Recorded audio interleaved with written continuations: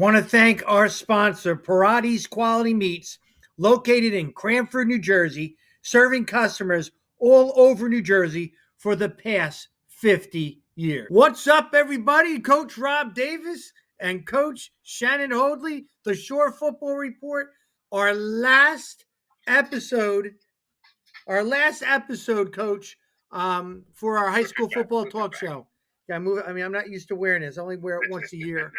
But it's kind of sad.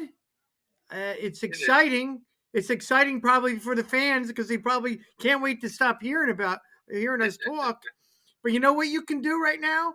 If for the fans out there that really loved us, you can binge watch it for Christmas. We're going on Netflix. We're going on Netflix. We're going to sign a deal with Amazon Prime. Amazon Prime to be able to put it on there. Oh my God. A total of 6 people are going to watch it, right? But that would be good. You could binge watch me any day. You got permission, everybody out there. You really do. Christmas time is coming around, Coach. I'm going to tell you right now. I do all my shopping in one aisle. When I buy things for people, I go right to Wawa. There's a Mentos, there's a bubble gum, there's a lollipop. I turn around, I done. You know what? And for years, that's all people expect from me is lousy gifts. Why should I surprise them the next year? Just keep it at lousy. Now, my wife knows I am so terrible at shopping. She refuses to let me shop. So while she's shopping, I'm on the couch watching football. I love it. I think the greatest thing that's ever invented was actually like you go on Amazon and create a wish list. So, like coaches, we always try to prepare and be detail orientated. I put my list out there, so therefore, whenever it's a birthday, Father's Day, Christmas, it's all there. Nothing changes. I'm not going to change who I am now. There it is.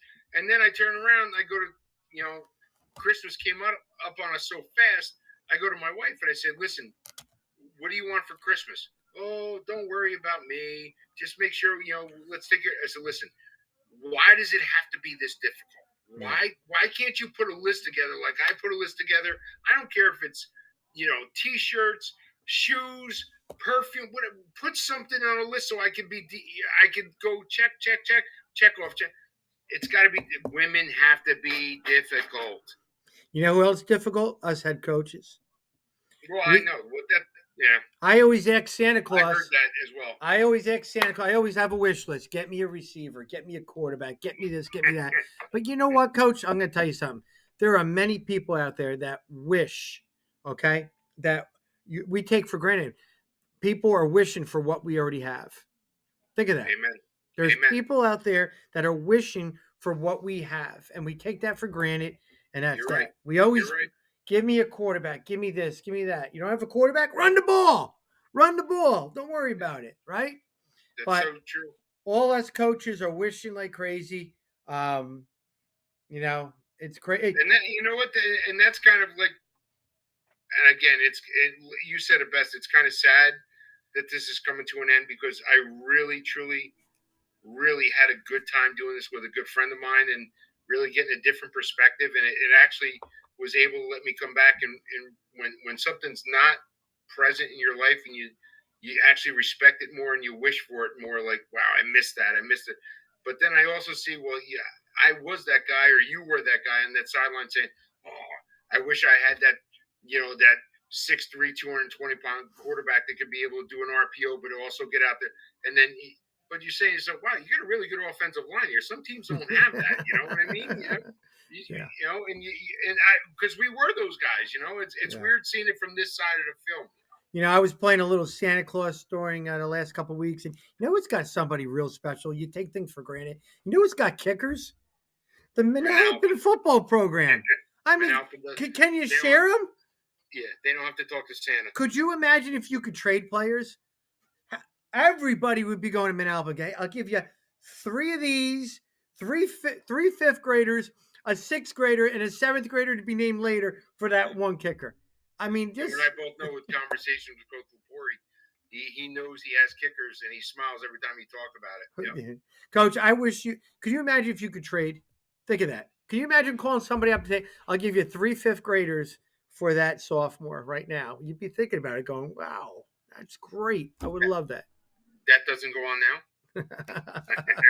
All right, enough about Matter Day, please. Yeah. Well, there are some truth to that stuff, but yeah, we got a lot to talk about, Coach. And let me just run it right through, and we're gonna get going. We're gonna talk the top 20, the final top 20, the final top 20. Wow, we couldn't do the top 20 till we finished it to the top 20 from start to finish. The coaches were awesome picking it. We had the Coaches Association picking it. That was always great. It was fun. They were very good. Nobody voted a little kind of crazy like I should be number one, and we all know who that guy is. But we had that. We're going to talk division champs and division player of the years. We'll have on here talking about every single division. A lot of competitiveness going on in divisions all across the board. We'll talk state champions. State champions. Well, actually, let's talk state champions right now. Yeah. Let's talk state champions. Red Bank Catholic, non-public B. Yep. Beat DePaul at MetLife Stadium. Yep. A lot of good football players from Red Bank Catholic excelled in that game. Bauman was incredible this year. I do love that guy, Ryan McPherson, though, on the other side of the defense. He's good. That quarterback, Alex Brown, pretty decent. Rajah Cooper, the outside linebacker, right? How about the Portella brothers? Dude, I wouldn't mess with that household. Was it Sabino and Lorenzo? And we remember playing against the father back in the day. Oh, yeah. Remember? Oh, yeah. Tough guy, yep. Real tough guys. Yep. When you got a guy like Torrin Harmon as a backup, I had a coach against him at Shore. He was a stud. And he's a backup. He's the backup at Red Bank Catholic. Yep. They got receivers, Raja, Rahman. Yep. Manuel Ross coming up as a sophomore. Manuel Ross, correct. Yep. I'm not feeling sorry for them next year because they got some They're guys. Probably one of the most up and coming linebackers with Bruton at linebacker for them, who's only a sophomore. Yep. Paul Mary's not bad either. Yep, correct. Yep. They got some dudes, and their linemen up front. Linemen up front with Vince Carter, who came and talked on our show, really well spoken. Committed to Purdue. Yeah, I got Aiden Donahue. I like Tyler Bernhardt. Burnham, yeah, right tackle, another sophomore. They got some dudes. Congratulations to Red Bank Catholic. Congratulations to Red Bank Catholic. And Great I'll tell you what, when I saw them live and in person this year, that was probably one of the largest offensive lines I've seen on the high school football field in a while. I mean, they were massive across the line of scrimmage. Yep. Yeah. You know what's great? When you're talking football, you can say large. You say something else, you got to be very sensitive to that. You can't say that kid's large. In football, you say large, he's a stud, thoroughbred. That's why we're the greatest sport that's created. Awesome. Yeah. There's no sensitivity issues in football, is there? No, not at all. It's the head coaches that create that. But Red Bank Catholic, congratulations. Winning the non-public B. RBC won that championship over DePaul, and my buddy was the coach there at DePaul, John McKenna. He's now the AD. And sorry, John. Good. And how about this one? What a success story. Coach Staub. I called Staub again today and goes, "Can I call you tomorrow?" I think he's still partying. He's still partying, man. He's a hot ticket now. He's a hot ticket. So, do you think they named him any sandwiches after him in Point Borough? I thought you were going to give me like a picture of Staub or something. Well, I got to try to get in the holiday spirit here. Get Mr. and Mrs. Claus here next week. Coach, when you get to be a celebrity like Brian Staub right now. Yeah. I wonder how much of this. In a great town that loves football. You know, on Twitter, he now has a blue check mark. I feel like I was texting, what's his name? LeBron James. It was Staub. He's that much of he got that blue check mark now. He's a celebrity. Well, they went 10-2 this year.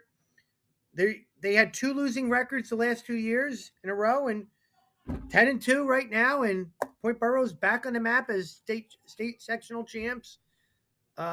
Exciting, and they got some guys back next year, Coach. And We'll get into that later. Yeah, we're going to get into that later.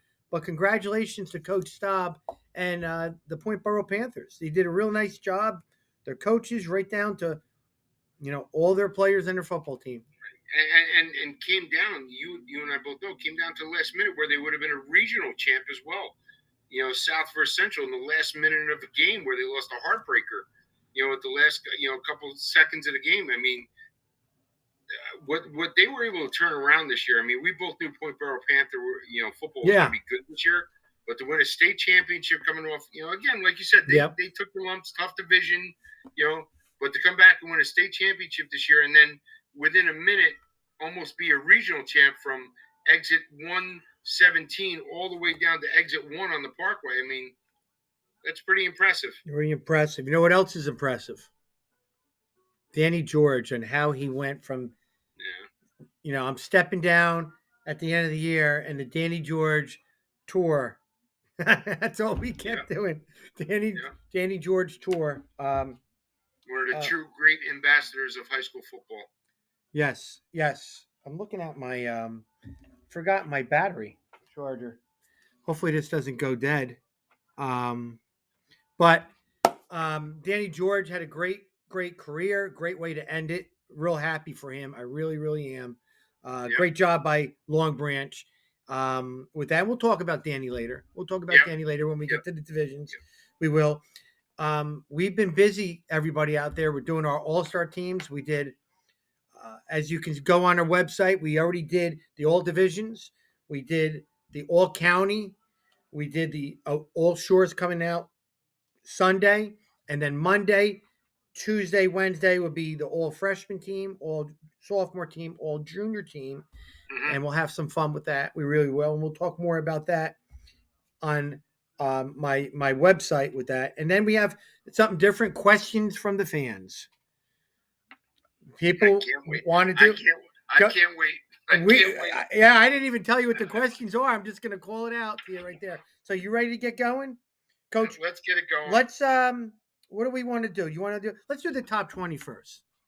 Okay. Let's do the top 20 first. All right, Coach, top 20 poll. It's the final poll that the Shore Coaches Football Association did.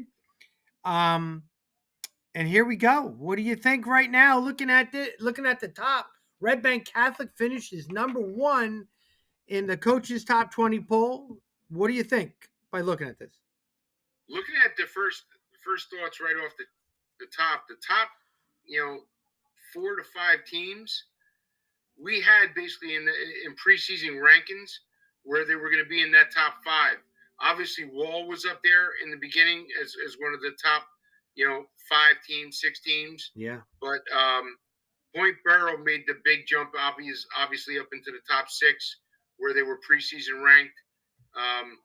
But you can't argue with any of those teams that are up there in the top 10, as well as you can't argue with anybody that's ranked from 11 down to 20. You have a Raritan team that's at 11, played for a state championship team, a state championship game this year. Shore Regional was a playoff team. Central was a playoff team. Marlboro, for the first time in how long had such a phenomenal season. Middletown North was a playoff team. I mean, you look at that top 20. That's why the top 20, which was a brain, child of yours of creating this, those teams from 11 to 20 wouldn't get the rankings, as other media outlets only do top 10. Case in point, why the 2021 coaches top 20 poll is being used by other media outlets as well. Yeah, well, because I think people are catching on. Hey, listen, you have 42 teams in the Shore Conference. Are you saying? Are you saying I have a vision? Yeah, well, you're good sometimes, but to say it's relegated to just 10 teams out of 42, no. I mean, that's tough. That's kind of egotistical, too, when you say we only believe in the top 10. Why do you pick 10? Who picks 10? Everybody wants to be the same, Coach. Everybody wants to be the same. Well, I love to be different. If you say top 10, I'll say top 11. That's the way I always was, and I always will be. Top 20. Maybe next year we'll go top 25. I don't know. And I think also, because I was at that level at one time during my coaching career too, the top 20 poll looks out for the Group 1s and 2s as well. Correct. Because a lot of times the 5s and the non-public and the 4s and 3s dominate the top 10s. Mm-hmm. Nice with the eggnog. Ho, ho, ho. You can see me? Yeah, I can see it. It's beautiful. That's great. It's Christmas. Yep, I love But eggnog. I mean, you got your Asbury's, Shore Regional, phenomenal year this year. Raritan, great year this year. Then at Point Barrow, great year this year. A lot of times the top 10 is dominated by non-public Group 5, Group 4, and so on. Yep. So this is where it also gives those guys, a little love, which is rightfully so. What happened with Wall was you get a little cold on them because they weren't able to finish the way they wanted to. How they had to shut down. So they might have moved down a little bit on there just because other teams moved up. And, that's the way it goes with polls. You get hot, you get cold, and you move around. And a lot of competitiveness, in the 5 to 20 range, and the receiving votes. So I was proud of our coaches doing this. And that's a very impressive top 20 poll, Coach, right? I agree 100%, Coach. Cool. All right, Coach, we're going to go over to surprise teams and look out for next year teams. That's what we're going to do. So let's go the surprise teams of the 2021 season. And let me just add the names and you just keep commenting. Let's keep it brief and keep it going. But let's start with Manasquan. I know it's not a surprise, but the surprise of Manasquan was they changed their offense to spread RPO and instead of that traditional pounding, that RPO run power often. You know what I'm saying? They changed the RPO to run pass option. I think that's a great point. We're not just talking about surprise teams with wins and losses here, just surprise teams on looks and changes in culture. And to me, we've said it many times on the podcast, how Coach Sella's influence, which credit to you, you called it in the preseason. I'm going to tell you this. Credit to Coach Price for changing his offense around his talent, and it worked, Coach, and it worked. Yep. That was a credit to Coach Price, bringing in Coach Sella and supplying all this stuff with a quarterback by the name of Brett Patton. Yeah. He's a dude. He's a dude, man. He is a dude. And it's also a tribute to Manasquan as a staff, like you just spoke of, that the kids buy into it as well. Because again, especially in a town like Manasquan, those kids come up through the years watching Manasquan football on Saturday afternoons. Yeah, this is all they know. You know what I mean? Yeah. And now all of a sudden, picture your sophomore or junior at the Warriors with Squan, and we're going to change this up. They had to buy into it as well. You know what I mean? That's a great job with leadership. You know who else was a major surprise? Started out really hot, but I don't care how they finished and all that stuff. Down in Bayville, Central Regional, Jared Pigeon, 6-4, came out of the gate really, really strong.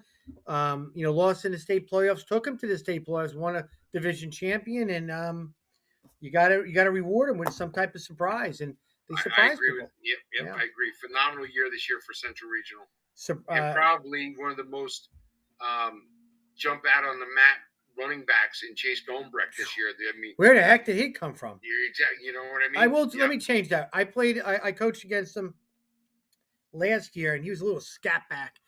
It was something about him real slippery. I didn't realize foresee this year. I mean, what a great job that was, and bringing in Frank Papalia also helped out too offensively. Again, Coach Pigeon allowed Coach Papalia to morph the offense around the talent, and it worked. It's always nice to see when it works. Mm-hmm. And they did a real nice job, Central Regional, winning a division championship and going to the state playoffs, and their outlook on the future is very, very bright with them. And Marlboro, 7-3, another surprise team. Coach Delgado had a really nice job, and they had some great ball players that we'll talk about a little later. 7-3, I think that was their most wins in like 15 years. I think we talked. Yeah. Why am I whispering when I said that? All right. I mean, 15 years. That was great. And then, of course, I'm going to throw out this, and you're going to say, how is this a surprise team? But Shore Regional this year, if you knew what happened, he graduated A lot of his A great senior laden team from last year. Yep. did, and then a kid transferred out, torn their running back. Torn Harmon. Yep, he transferred out, and he lost their best player coming back. And what does he do? He builds the offense around a kid by the name of Mizako. I don't know if you ever heard of him. No. Was he pretty good? He's darn good. He's on every All-Star team.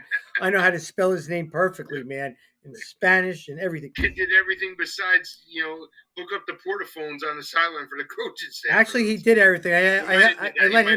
I let Mizako pick the All-Star team too because he was.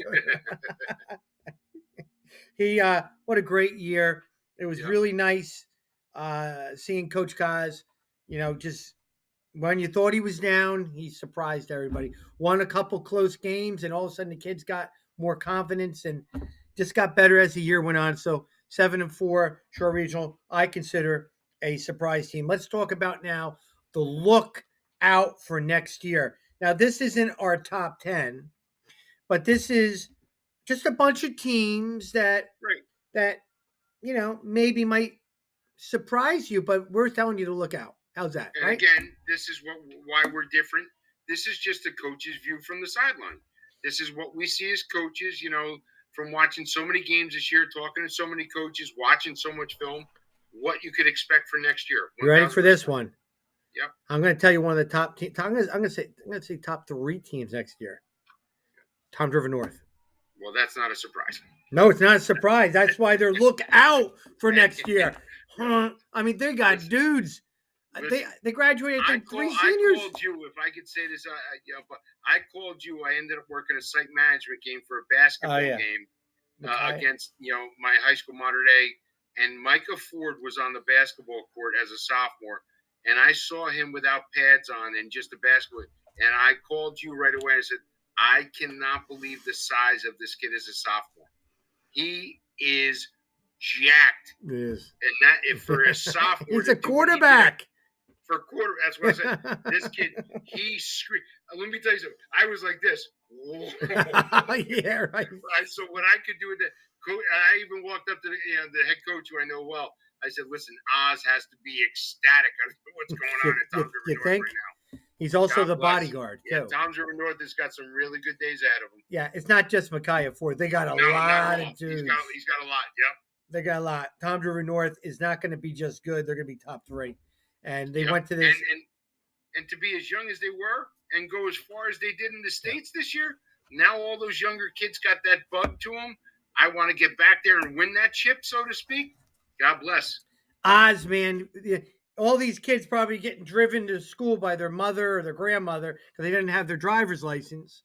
And now they're going to be driving next year, so Scary. Look out. Yeah. Scary. North is going to be real good. Here's a team for you. Jackson. I'm putting my money down, and I'm betting on Jackson next year. Coach Mistretta, they're not used to losing. Nope. And they were in a tough division, had a lot of injuries, and played a lot of sophomores. And lost a lot of close games in the beginning of the year by 1 point.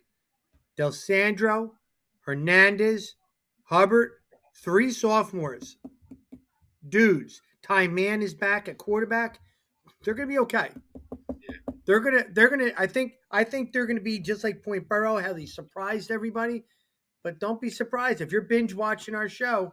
I'm telling you right now, Jackson's gonna be a team to look out for next year. They're gonna be on vengeance. Vinny's a class act. I mean, he's been there. He's got that culture built up. He knows what Jackson Memorial Jags football is all about. I agree with you 100%. They might drop down a little bit, but they were competitive in a really, really, really strong division this year. Yeah. Where they had some babies on the team. They had some youngsters, but there was a lot of good quality varsity experience that went throughout the year. That's a great call by you right there. I agree. You ready for this one? I got two of them. They're going to surprise people, but I think they're going to be back. It's Red Bank. Red Bank Regional. Red Bank, yes. I agree with that. Yep. Shane Fallon, Coach Fallon, the head coach there in his second year. He's got a lot of guys back. He likes those underclassmen. Got Hicks. He got that kid Martin back. Pierce Olson's not a bad quarterback too. Red Bank's going to be in the mix as one of the top teams. I say they're a top 15 team next year. Mark my words, they're going to be Red Bank. They really are. Did Red Bank Regional qualify for the state playoffs this year? No. How close were they? This much. Exactly right. Yeah. And went through a starting quarterback change midway through the year, correct? Yes. The coach. Yeah, he got hurt. Yep. Right. And Coach Fallon talked to us, and one of the great preseason talk shows that you had, which is why your podcast and the website of Shore Football Report is so great. Coach took you around, showed you the gym. Yeah. But was really emphatic on that he's young. Mm-hmm. He wants to rebuild the culture there. The kids are going to buy in. Showed you what the weight room was like, how they're working. Now all of a sudden, they were that close for qualifying for the state playoffs in his first year there. And listen, we both know him well. Coach Barnes, I'm sure, had a lot of influence on what's going on over there too. Yeah. It's another quality coach. I could not agree with you more. Red Bank Regional is a team to watch out for. Here's another one for you. Ocean. Injury riddled, COVID, all that stuff mixed in. Let's just say they had some unfortunate things where they couldn't kind of get it all together. I'm going to tell you another thing why I think Ocean's going to be good next year. Tyler Douglas. Correct. Ooh. Good. Yeah. Again, a lot of people are wishing for a Tyler Douglas in their program. Well, guess who's got him? Ocean's got him. Ocean's got him. Could Tyler Douglas be the next Heisman candidate in 4 years like Pickett? Interesting. Props to Coach, and that's a great point. Let's bring that up. Never been done before. Props to Ocean Township and Coach Klein. Kenny Pickett, Heisman finalist right there, coming from the little old Shore Conference, New Jersey. We got a Heisman finalist. I used to, when I was in college, if I tried to ask a girl out, she gave me the Heisman. You know what that is? The old push you away. So, and we used to say if she did it and you cried, it was called the John Capoletti. Yeah. Right? If she did it twice, she gave you the Archie Griffin. Griffin. Yeah. Right? That's what we did. So Mouse Davis got the Heisman. Right? That's what we used to say with the girl. From Willie P. Crazy. So I don't want anybody to give me the Heisman when the Shore Football Report. Don't push me away. All right. But Pickett did a real nice job. But Tyler Douglas has got those guys going to roll into next year. I think they got a lot of young core guys up front. They really do. I like that guy Caruso, that real young lineman. They got a lot of dudes. And when you see the all-star teams of the all junior, sophomore, freshman, Ocean's going to be have a lot of fingerprints on it right there. So Coach Lyon's going to get them back to where they belong. They will. I'm going to throw another team at you. This is kind of a looking into the future, and I kind of am predicting it. I hope I'm right. I think Howell. had an outstanding freshman team. I think Howell lost a lot of close games. I think they have a lot of talent. I think Howell is going to be a team that's going to be in that top 17. I think they are. From 2-8, they're going to surprise people. I think so. That's my call. No, I agree with that. I mean, it was a coaching change over to Coach Hill this year. You know as well as I do when that happens. Kids have to buy into what the mission statement is going to be. But you started to see there were some key games this year. There was upsets that you and I know you won the year, predictions and game picks, but I know that there were some games where I picked against Howell and there was an upset. Howell came back and had a big game. Yeah. Now, if Coach Antonucci's watching or Coach Sergio's watching, all you guys, we know you're going to be good next year. We know you're going to be good. Let us talk about the surprise teams. I think they're going to get real good with that. And here's one for you. My buddy, Coach Graber, Matawan. Yeah. Oh, man. Took their lumps this year, but trust me, they're young. And they're athletic, and they can play. And they're in the weight room right now. Yeah. They're in the weight room going after it. They're going to have a lot, and they're in a different division. Yeah. I think Coach Graber and a good feeder program. Yeah, I think after staying home. I think Coach Graber is going to get them going. I agree with that. I do. I really do. He's going to get them going in the right. Get them back to the old Matawan days. And here's the last one. We're going to end it. A look out for next year. Point Borough. I was just. Point Borough. They have everybody back, Coach. You beat me. Coach, 30 juniors on the team. Oh my God. He had to take 2 buses to take his whole junior class. How do you say loaded? You say Borough. I mean, it's just. To be able to win a state championship. And you wonder why he's got a big check mark on his Twitter. You wonder why you can't get in touch with him. Yeah, I know. You win a state championship. You're minute, seconds away. Excuse me, from winning a regional championship, and you got 30 juniors 30 watching, taking in the experience, going through the process, going through the grind of the season. Oh, and then sometimes losses are greater than wins. You and I both know this. You get that little bit of salt in the wound, that little bit of grind. Okay, that's what we want to do next year. That's where we want to be. Get back in the weight room starting in January. Listen, he is strong. That junior class is huge, a lot of numbers, but there's some sophomores behind them. I was just going to say, there's some pretty good sophomores on that team too. So, we'll talk about them a little later, but those are our seven look out for next year teams with that. All right, good, Coach. Good. All right, Coach, or should I say Santa? That's right. Yeah. Because we're in the giving season right now, Coach. Yeah. For weeks, I've had many of our fans say, "Can you take questions?" And usually when I hear questions, I think that I'm going to get in trouble by my wife. So I said, "What do you mean?" And the questions they gave me were good questions. So they were messaging me, and we're going to do a question section right now from our fans. And I do not know these questions. Go ahead. We never went over that stuff. So. Yep. So let's go. You ready? Just 5 questions I took. I'm actually looking very much forward to this. Good. Tom from Tom Driver. Tom from Tom Driver. Will you guys be doing the Shore Football Report next year? Well, I'll say this. Right off the shot. I'll say this. This thing went really well. We can take it to another level next year. We are planning on doing that unless some things change. We had a lot of fun, but I think that this opened up a lot of creative ideas from a lot of people. And hopefully Shore Conference football will still get coverage some sort from, if not us, somebody else like this.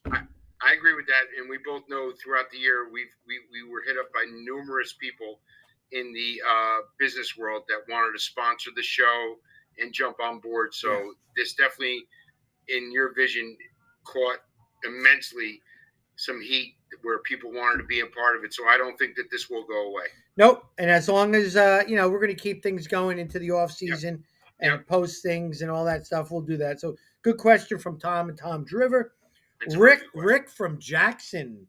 Do you guys see yourself coaching next year? Yeah, well, I was going to say that if somebody asks us about doing a podcast next year, somebody's going to ask us if we're coaching next year. Yeah. Well, what do you think?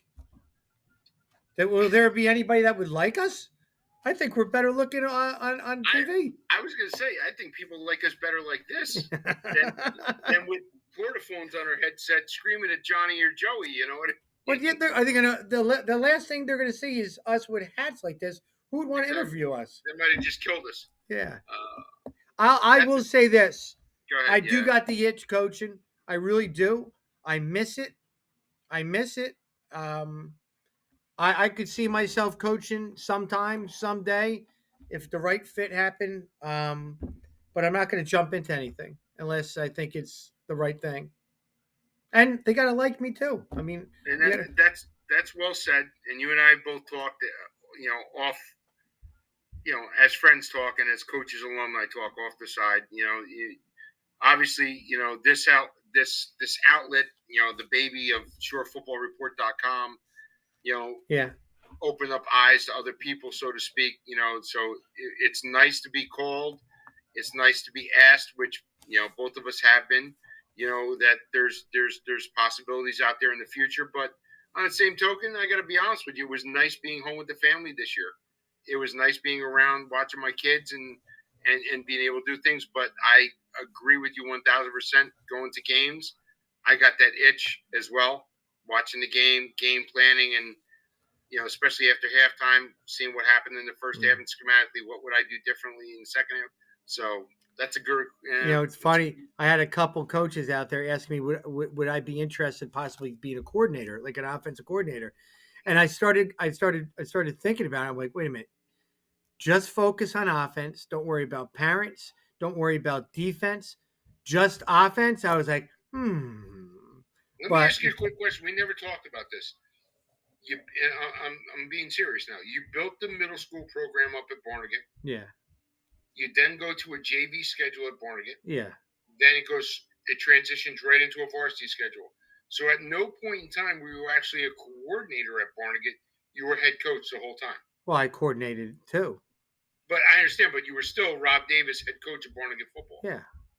So I'll tell you the difference of being head coach and the difference of being coordinator is a much more rewarding position as a coordinator than a head coach sometimes. I'm being absolutely honest about that. Yeah. Because like you just really eloquently said, you just game plan that one side of the ball. It comes to fruition. You did your job. You can pat yourself on the back. It's good. You don't have to deal with the parents. You don't have to deal with the media. You don't have to deal with the administration. All you really have to deal with is the head coach. Yeah, well, there's something to that. It's nice, Enough about. It's nice. Yeah, it's different. We'll say whatever. We'll see what Santa Claus gives us. I'm just let's do number 3. Dan from Hazlitt. How often do you guys rehearse the podcast before you film? That's a good question. Well, let's first of all, Coach and I do not really talk during the week. We just talk about what time we're going to start the day before. And you usually telling me, "Come on, let's go. When are you going to do this?" Yeah, right? And when Coach comes on, we talk for 2 minutes and we just go. Because we have structure of our thing. God's honest truth. Yep. We structure our thing and we kind of wing it, and we want to keep it like uncut and real, and we want to see the expressions. We have fun with it, but we do not rehearse it. Now, with that being done and said, we have a lot of cut ups that we messed up? Yes. You want to tell the one story? There was one time I think it went. So Coach Davis and myself, again, this is all Rob.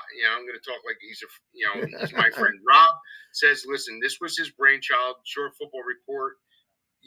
We're going to move forward. We're going to do this weekly podcast.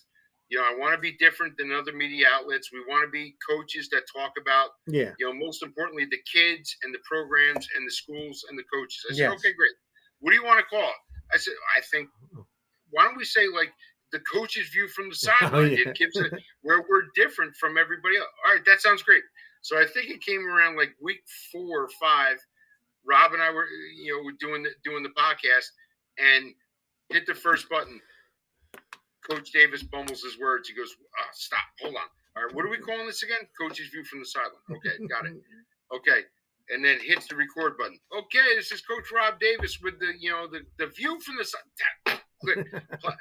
It went 11 times. Yeah. 11 times, so we finally did it.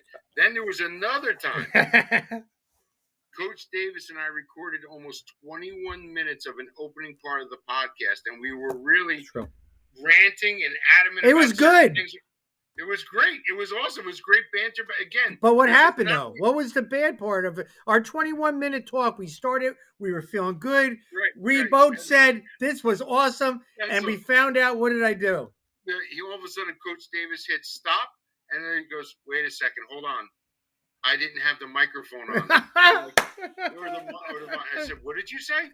He goes, "No, it didn't record any of our voices. It didn't have volume." I said, "Are you being serious right now?" Straight up, man.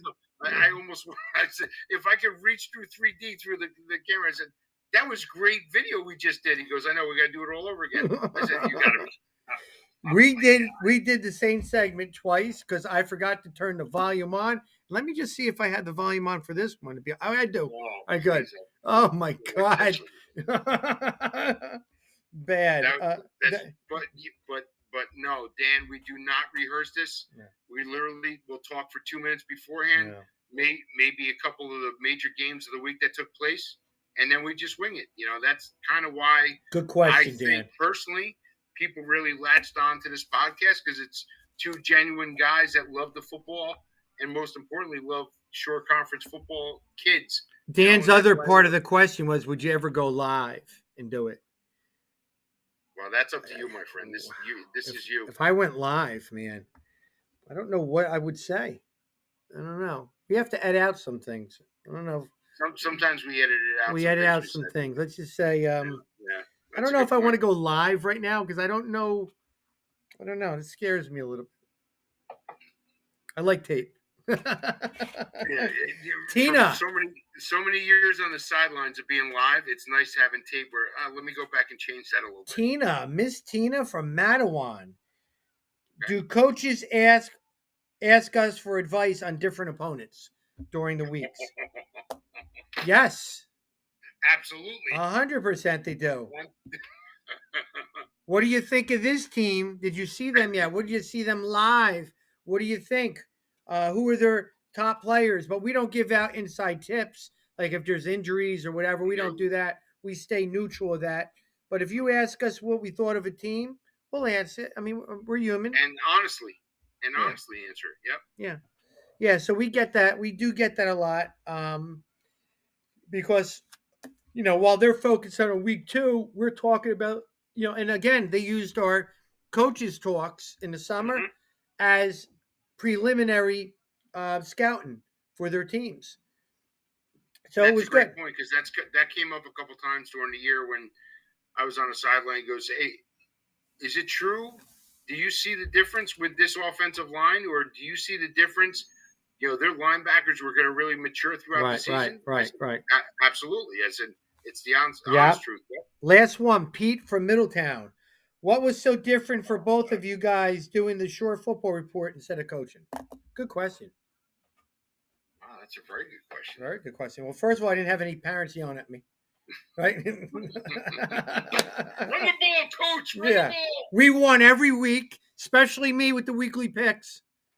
Yes. So now I lost. See, I said the over-under on this podcast would be under 10 minutes, and you would mention that you had the best prediction. Pretty good. You did good. You were I think that it was a different feel, but it was also different in terms where kids weren't waking up where, when you're a coach, it's something different. We're not greeting people in the school, the Shore Football Report, so we, we had a little bit of that relying on you as a coach missing. That's genuine. I agree with you. That was the toughest thing, not having that, those coaches around you and, enjoying the ups and downs of practices and games and all that stuff. So I miss that. I really do. But there's nothing. I mean, and this has been great talking to a good friend doing this week. I know Coach will echo it. There's nothing like looking in that sacred locker room at the end of a night on a Friday or a Saturday afternoon, and you could look in your coach's eyes, and you can see it in your players' eyes that you put in so much work from that Monday all the way up to that game day, and you saw the reward. It's genuine. I mean, that's where the bonding, why football is so much different than any other sport, because there's so much time that goes into it, so much preparation, so much pushing of the grind. When the reward comes to the win, you can really truly see it in their eyes. I missed that this year. I truly did, because I think locker rooms are what build families. There's nothing like it. I love when people after a hard-fought football game come up to you and go, "Hey, that was easy." No. The people that say that never been there, done it. Never have no idea. No win is easy. No win. To get a bunch of guys to do it. But those were good questions by all of them. Those guys right there, right? Good. Can I ask you a question? Oh God, what? It wasn't me. It was him. Go. No. You ready? Santa? Is this Santa or Coach David? The best place or experience to see a football game this year? I'm going to say one thing. Hashtag snack stand. And I think you know who I'm going to say. Best place that I'm addicted to. Pop. Eating popcorn is the Manasquan. And they're funny. The ladies there, they have that I think it was $1 popcorn, and I always get 2 buckets wherever I go. They are Yeah. delicious. There's something about that popcorn. It's delicious. I tried to get a free one from him at the end. He made me pay whatever, but that's why I put him down in the top 20. But I'm kidding. But their popcorn, no, their popcorn is That's funny. delicious. Manasquan popcorn is the best. The best venue to watch a game. I'm gonna be honest. There's a lot of great places. There's a lot of great atmosphere. To me, to watch a game, I like atmosphere. I like the culture. I like the atmosphere, and I can't pick one. There's so many good ones, Coach. Well, I'm going to be honest with you because I've never coached against them. I've never played against. I've never even gone down to scout them. No. But I'll tell you, I'm going to tell you, one of the really eye-opening experiences was going down to watch Point Barrow play football this year. Oh yeah. That was a great experience. Like to see the town around, the stands were packed. I mean, I was like, wow, this is pretty cool. I mean, I've been around a lot of venues. Point Barrow was pretty cool to go see a game. I bought into it. It I'm was going to nice. tell you right now, we're judged on games that we play on the field, wins and losses. But when you get big crowds like that, that district's winning off the field Yeah, because the yeah. kids are buying into it. Great point. That's what I'm saying. And you've been around it. I've been around. It doesn't matter if it's non-public or public.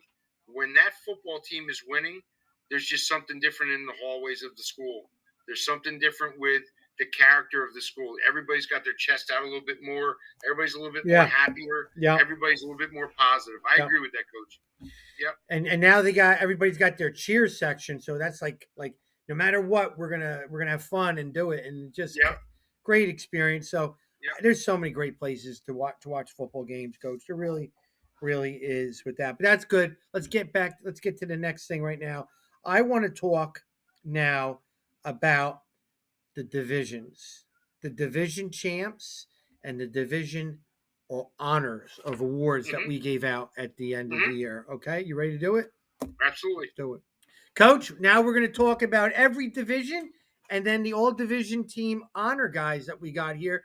Congratulations to Rumson for winning the American division this year. Coach Schulte got him 9-2. They ended up in the state South Central Jersey 3 finals and lost to Woodrow Wilson. But had a great year. This year. So congratulations to Rumson. And here are the award winners that we gave out from top to bottom. Are the MVP. We always picked the team that won the division, got the MVP, and it goes to Colin Kennedy from Rumson, Coach. What do you think about his season? I think that wasn't the greatest quarterback in the division, but on the same token, Rumson would not have succeeded the way they did this year without Colin Kennedy at quarterback this year. That's why he was most valuable to them. Yeah. He did it with his legs. He did it with his leadership. When it came time to it, where teams were able to load up the box and stop, Jeff Schrader at running back, which I saw firsthand, Kennedy was able to actually move the team down using his arm with the passing game that they were able to do, which is not really the Rumson way. So I agree with that 1,000%. I like the fact that how he directed. See, if you don't go to the games, you don't see it. But the way he directed the offense in a huddle. I saw it firsthand. Yeah. Oh my God, he was a leader. It was like a Terry Bradshaw. Terry Bradshaw didn't have the great stats every year, but won. Colin Kennedy also used it with his pads because he ran people over, Coach. I mean, they ran power with him. So he had a great season. So did Rumson. He deserved the MVP without a doubt because he was a leader on the field. And you could tell with that. So congratulations to him. Offensive player of the year, Jalen Butler from Donovan Catholic had an outstanding year, both running and passing in that dynamic offense at Donovan Catholic. Coach, what do you just give me a couple things about Jalen? Size, speed, came on the scene this year and really burst. And for a kid to be able to go in and lead a team to play the Super North, so to speak, up north in the non-public Group A, Group 4 championship. Yep. True leader. Yeah, great thing with Jalen. Yeah, he really stepped up. He was a safety last year, and he moved to quarterback, which he played quarterback at Neptune 2 years ago. Correct. Just an outstanding season he had, and very, like you said, very athletic. He's a kid that could be anywhere on offense, defense, with all the all-star teams. We put him on at quarterback. And defensive player of the year, John Lista. He was the quarterback of the defense, one of the top linebackers in the state. Uh, Physical coach. Oh my God, like a throwback linebacker. That guy was real physical. Couldn't agree with you more here. I coached against him last year, saw him live a couple times this year. Complete and a great statement. A quarterback of a defense that was absolutely phenomenal this year. I mean, sideline to sideline player, but football acumen, so smart to be able to play in the 4-2-5 defense that they played this year, to recognize what he did. I mean, just a great ball player. He's going to have great things ahead of him. Yeah, had a great season. Congratulations, John List, Defensive Player of the Year. Top O-line D lineman goes to Karan McNair from Donovan Catholic, a Division One lineman who a 300-pounder coach. You see him skip bowling and doing all that incredible footwork. He's got mammoth kid, great wingspan. Karan McNair was the top O lineman, D lineman, and I put him there because he played both ways too. Yes, he didn't just play one way, played both ways, and in a division that was loaded with linemen, coach. I mean, that's a good point. Like you just stated about his feet, I saw it on tape. His bucket step to be able to on pin pole where he could be able to go, laterally. I mean, with his size to be able to move the way he did, and obviously comes from great stock. His brother had a phenomenal year last year as well. Yeah, but absolute leader of the offense and defensive line. Where he went, they went type of thing. Same as Jalen Butler.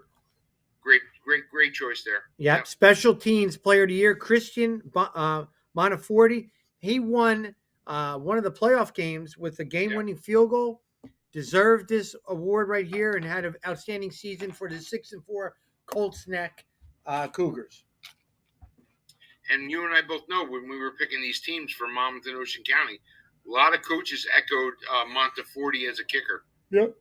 How special he was. I agree with that. Yes, he wasn't just us. A lot of coaches talked about him. I mean, he was a great asset to Colts Neck's philosophy on offense. They used to pound the football, kick the extra point or kick the field goal. So Christian Monaforti deserved the special teams player of the year. And the last one, the top sophomore freshman player of the year, goes to a young man who's built like a brick house, Micaiah Ford from Tom Driven North, a sophomore who is their quarterback and dynamic football player. Bar none, I think you cannot argue that pick right there. And again, we spoke about this prior to that. I could not. I mean this. I've been around a lot of Division I talent. I could not get over the size of what Micaiah Ford looks like when he's outside of pads, and then to see what he can be able to do off the football field with his feet, and that Micaiah's at quarterback. What you could do with him. I mean, he's a special young man, and he's a good young man. I had a couple minutes to be able to talk to him. By the way, shout out. He loves Short Football Report. Wow. I told Coach Davis about that. He goes, "Yeah, I watch the podcast all the time." He recognized me right away. He's well spoken, has his head on his shoulders. I think he's going to be a real special player for Coach Oz down the road. Not too much not to like with the Short Football Report. I'm going to tell you that. All right, nice job and congratulations to everybody that received those honors. Coach, let's talk now Colonial Division. All right, where the winners of this division was Middletown South, Coach Antonucci, 9-2, lost in the state finals. The North 2, was it North 2-4? Irvington. Yeah, to Irvington. Had them right there to the finals. Had a great season. They did, their football team, and kudos to them. Right? 1,000%. We spoke about it. In the preseason. Coaching against South last year, they knew they were going to have a lot of kids coming back. You cannot argue with Coach Antonucci, who was on, correct me if I'm wrong, he was going for his 200th win this year, ends up getting his 200th win this year as a coach. probably, the staple of what programs want to be was Mid-South. They proved it again this year by marching up another, division championship. Yep. Congratulations to those guys. Let's go right down in order who got all division honors. And we're going to start with the MVP of the Colonial Champs, Tom Shork from Middletown South, the quarterback and also cornerback. What a leader on and off the field, coach. With that, 1,000%, he is as valuable on the offense as defense. And to be honest with you, I really, really, truly like him at defensive back. Yeah, what he's able to do, as well as other coaches. But absolute leader on both sides of the ball. Well spoken leader amongst his peers, his teammates. I agree with that pick 1,000%. Most valuable player. Yeah, just a great football player, great guy off the field. And when you have a leader like that, it just makes things go a little smoother than usual. It really does. Congratulations to Tom Shork with that offensive player of the year. Jaden Brown of Southern Regional, this mammoth running back who also plays defense at linebacker, the all-time leading rusher at Southern Regional. And he's going to make some college very, very happy with him. I mean, he's a 220-pound.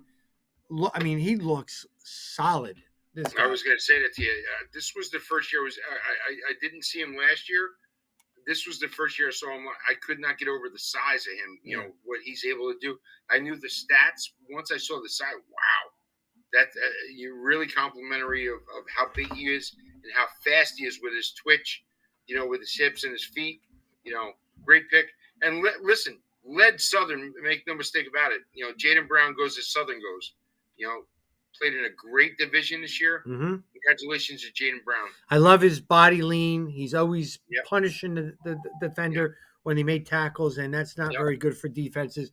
Jaden Brown, the offensive player of the year. Defensive player of the year, Jack Latour of Middletown South. Coach dominated the edge.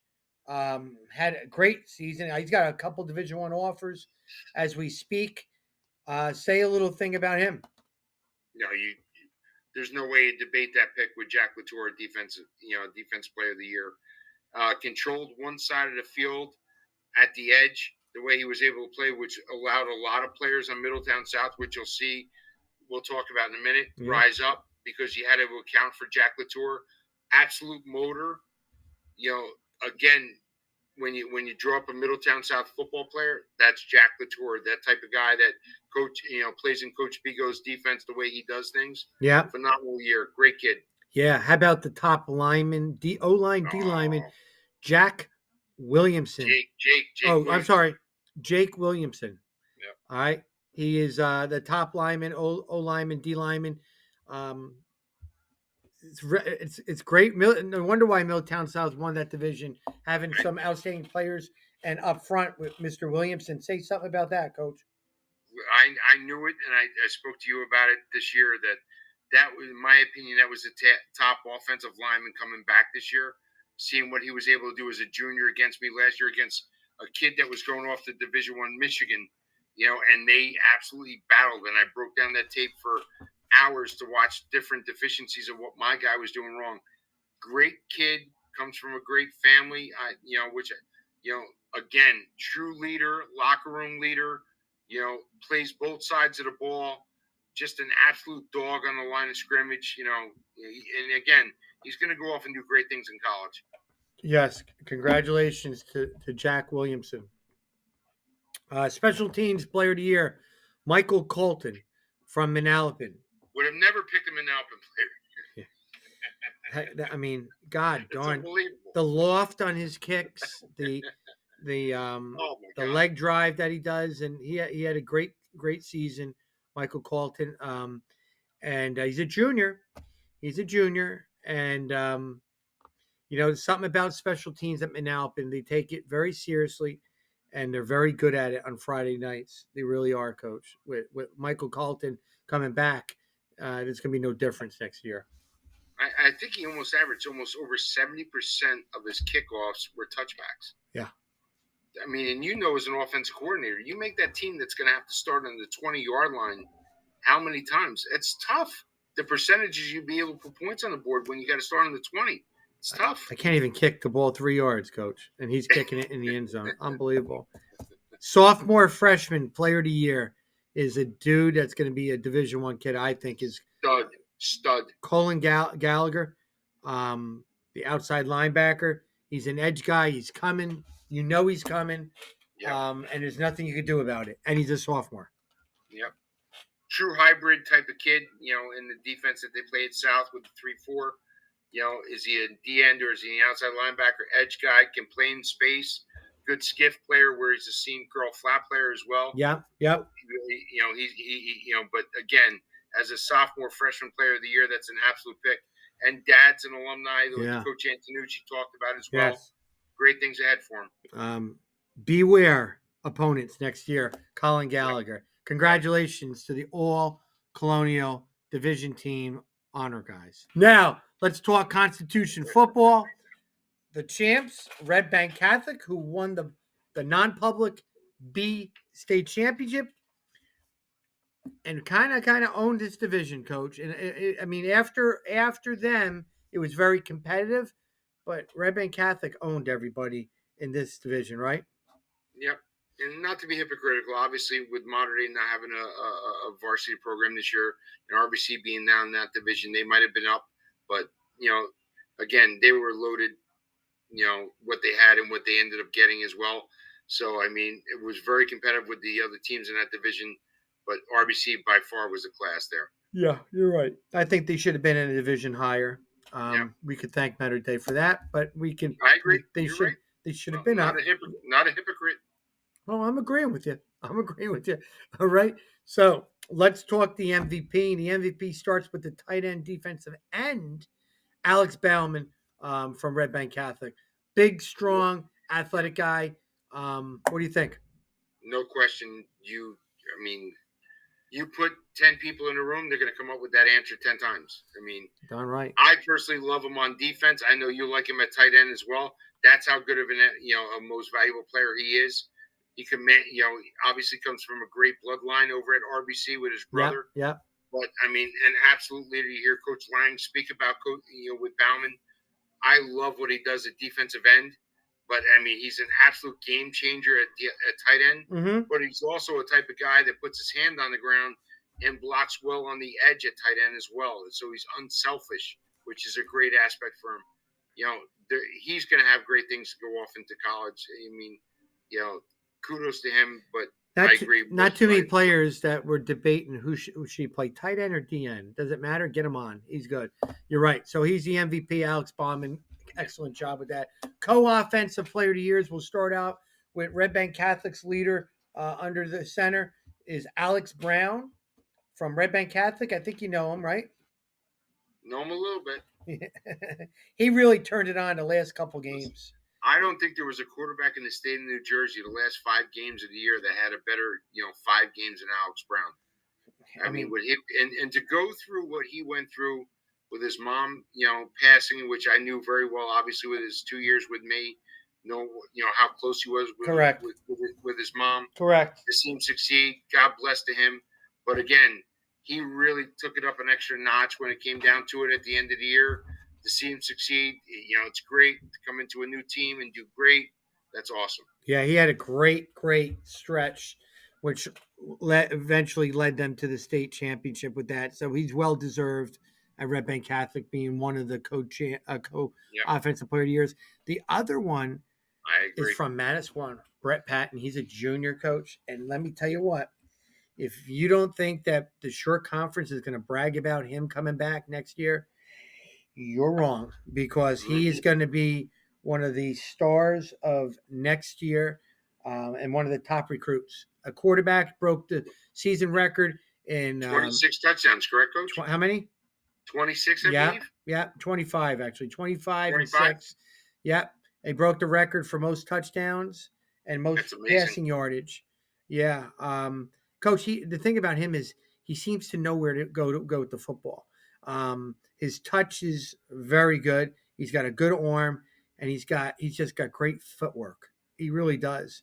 I'm telling you, he's going to be a good-looking prospect for recruiting over in the spring. I really believe that with him. But he had a great year, and he's going to be coming back, and I'm sure he'll be doing a lot more honors the next year too with him. I But agree with that. congratulations to Brett Patton and Alex Brown, the co-offensive players of the year. Defensively, Ryan McPherson, and he's one of the sleepers in the short conference. And why I say that is because Alex Bauman. I mean, he could just as well be defensive player of the year too. So you're saying Correct. Coach Lang's got two of them.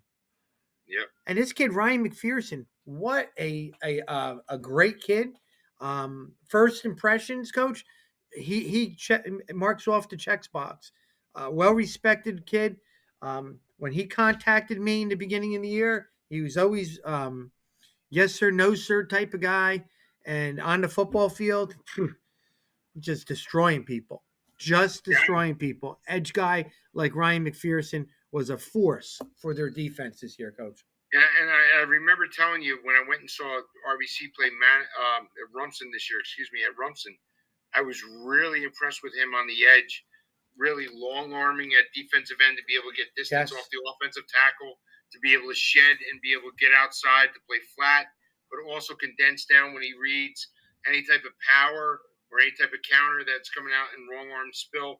He's really good at that. And I think, correct me if I'm wrong, I know he's already been offered by Monmouth. I don't know if any other offers have come through, but you can obviously tell he's got the academics to go with it too. But he's got an absolute motor, and he plays a lot bigger than what he actually is. Okay, that's great. Yep, awesome job. Top O lineman, D lineman, Vince Carpenter of Red Bank Catholic, the big, strong tackle that's going to Purdue. And we had him on the show.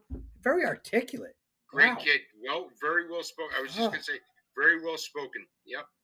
Yeah, I mean, he looks.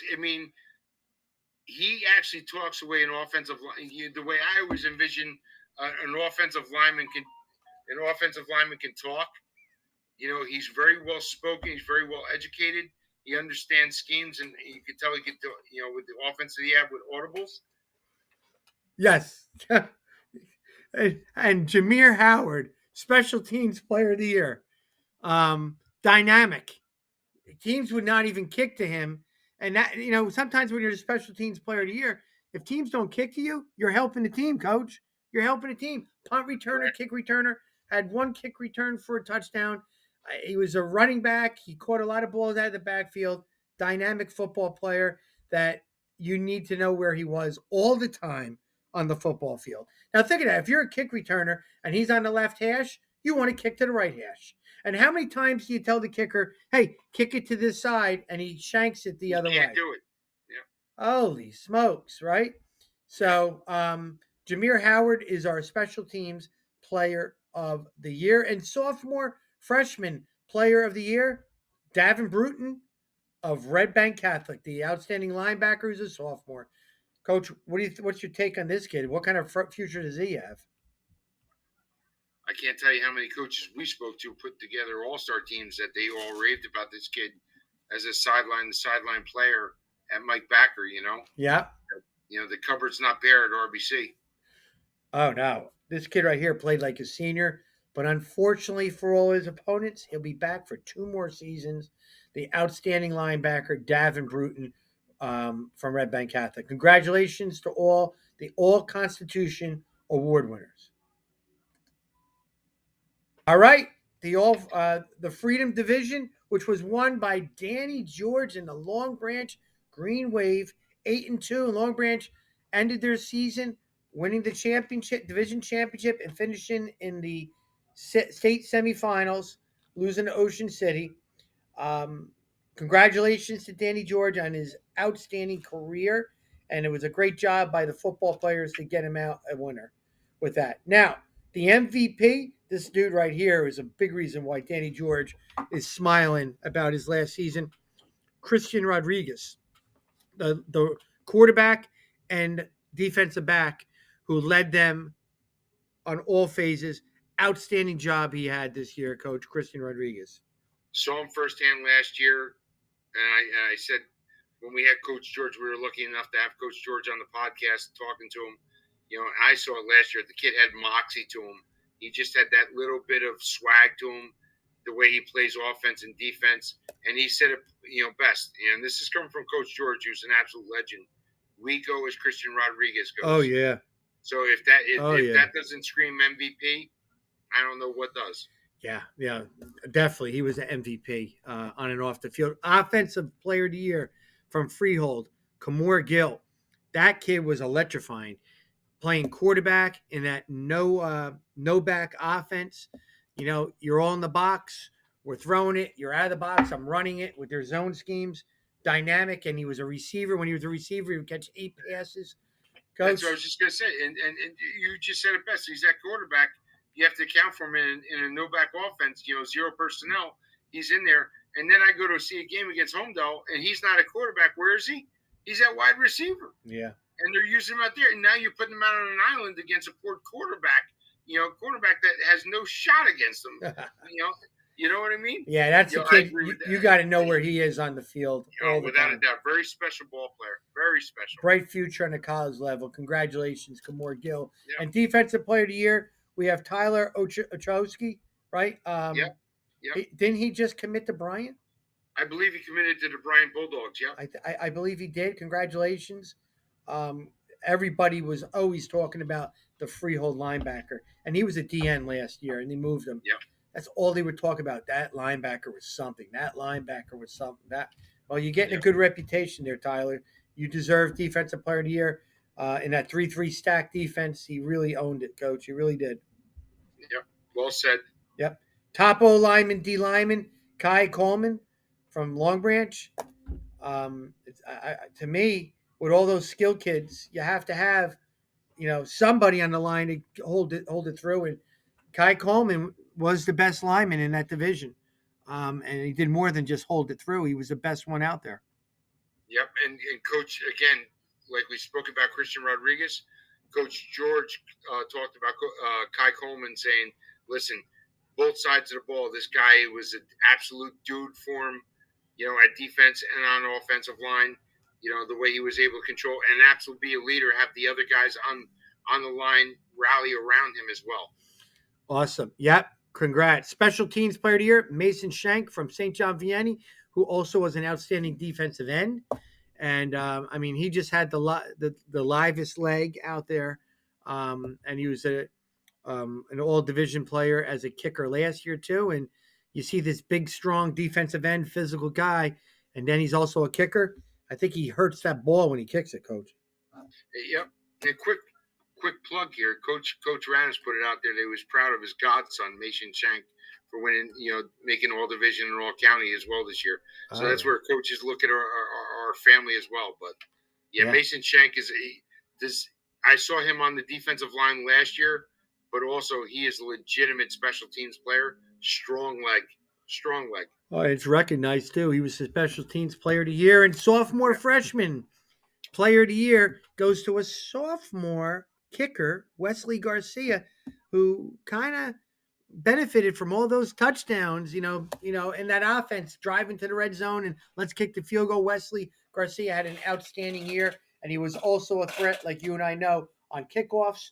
Well-deserved, Coach, him getting that award, being with a veteran football team, and this little sophomore comes out saving the day, Not only that, I was just going to say, Coach, you're right. And knowing that you're playing in Coach George's finals, season that he's going to, and you're the one that's out there kicking the extra points. It's a lot of pressure on a young kid. Oh, yeah. God bless. Yeah. Yep. Yeah. Well, Coach George actually did benefit having that kid on the football team. He did a great job, though. Congratulations to the All Freedom team that had all those honors. Let's talk about the Liberty Division right now. And when we say that, Central Regional was the champs of the division. Coach Jared Pigeon got them winning on a division champion and losing in the first round of the playoffs, but they'll be back. They will be back. And with that being done and said, a lot of those players were on the all-division honors team with MVP Anthony Musso, Central. Coach, he did it all. He did it. They moved him to linebacker from a DN, had an incredible season, physical, point of attack, just a moose. And at fullback, he was dominant running power, dominant running power. Excellent season, leader. You could tell. I know we said Chase Gumbert was outstanding off. This kid was the leader, the heart and soul of the team, and that's why he was the MVP coach. Great call. Great call. Awesome. Offensive player of the year, Chase Gumpert from Central. One of the surprise seasons that just all of a sudden he just went from a backup to all of a sudden he's running for over 1,600 yards. He had 26 touchdowns. Just always ran hard in all the big games and very slippery looking kid, but deceptively strong runner. He had a lot of wiggle to him, but he had great leg drive. He really did. And he opened up a lot of people's eyes, and he's not surprised anybody next year, coach. I agree with you. That was the switch this year. I agree with you that he was a little bit of a scat. He had great twitch to him, get him out in the flat or get him out in space and let him go. But he definitely stayed in between the tackles a little bit this year and had great leg drive. 26 touchdowns. Again, I didn't see him making that, mountainous jump that he did this year. Phenomenal year by him this year. Very good. Yep, and he's back. He's only a junior. So, defensive player of the year, Zach Mendez from Marlboro, spearheaded a 7-3 season by them, and they were celebrating because they had a guy that stepped up. Zach was dominant on offense as well as defense. He deserved to get one of the awards, and there he was with defensive player of the year, Zach Mendez. Rightfully so, and countless coaches talked about Zach Mendez at linebacker for Marlboro and what he meant to that Marlboro team. I mean, he could really be in a lot of division, but he was definitely the defensive player of the year for what he meant to Marlboro this year. Yep. Phenomenal year. Yep. And he was just as well on offense too, but he deserved the award for defensive player of the year, Zach Mendez. He really did. Yep. Top O lineman, D lineman, Todd Dudley, the big 300-pounder from Central Regional. Listen, in front of every good running back is a big, strong lineman. And, say it loud, say it proud, my friend. Yeah, Todd Dudley was that dude for Central who stood out. Running power. It's real nice when you got down blocks with that dude. I'll tell you that, right? Excellent job with Todd all season long to start that run game led by Chase and also Moose right behind him. Yep. Special teams player of the year, kicker Sean Hurley, and one of the best kickers in the Shore Conference, can boom it. Strong leg. Very, very active leg he had. You could tell just the way it comes off his foot. It's just ricochets off there, and he's a talent, coach. He is a talent, that kid. You there? Yeah. Oh, I'm sorry. Sophomore freshman player of the year goes to the safety, Matt Cassidy, with over 100 tackles. Physical specimen. I saw him play live. Coach, he's a ball hawk. He plays like a senior. I mean, he's all over the place. He doesn't back down to contact. I like him. A little bit like Ronnie Lott. You remember him? He's a sophomore, correct? He's a sophomore. Yeah, that was mind-blowing to me because I know you do the stats every week. And I was watching. I didn't get a chance to see Marlboro play live, but I'm watching the stats on this. And then I see at the end of the season, as a sophomore, he's got 100 tackles coming from defensive back. Yeah. I mean, I know that, we'll roll down our safeties into the box and so to speak, but 100 tackles from a sophomore. Yeah. Wow. Yeah, he did a great job.